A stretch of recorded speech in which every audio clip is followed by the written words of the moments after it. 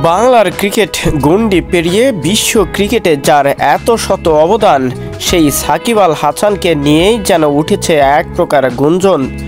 তবে কি রাজনীতিতে জড়ানোর কারণেই এমনটা হয়েছে?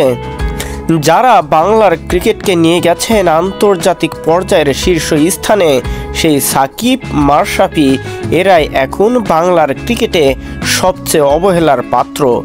তাদেরকে নিয়ে ট্রল করা হচ্ছে বারবার। তারা কি শুধুই আওয়ামী লীগে যোগ দেওয়ার কারণে এমনটা হয়েছে? যদি আমরা পলিটিশিয়ান সাকিব আল হাসানকে ঘৃণা করেও থাকি, আমরা কিন্তু তার ক্রিকেটকে ঘৃণা করতে পারি না। যার ক্রিকেট হাত ধরেই বাংলার ক্রিকেটে পেয়েছে সোনালি এক অধ্যায়, সে সাকিব আল হাসান এখন সবচেয়ে বেশি ঘৃণার পাত্র। কিন্তু এভাবে যদি ঘৃণাও করে, কিন্তু কিছু সমর্থন আছে যারা মন প্রাণ দিয়ে সাকিবকেই ভালোবাসেন।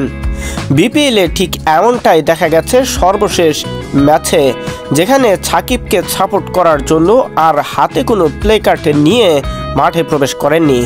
নিজেদের শরীরেই যেন এক প্রকার ট্যাটু করে এসেছিলেন কিছু সাকিবিয়ান ভক্তরা। এরা কি আসলে আওয়ামী লীগ নাকি শুধুই সাকিব ভক্ত?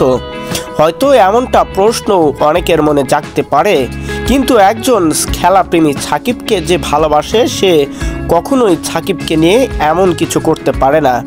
হ্যাঁ, মাঠের খেলার বাহিরে সাকিবকে নিয়ে অনেক কিছুই বলা যেতে পারে, কিন্তু বর্তমান সময়ে এসে চ্যাম্পিয়ন ট্রফিতেও জায়গা না পাওয়ার পরেও যেন আরও একবার গুঞ্জন উঠেছে তাকে নিয়ে।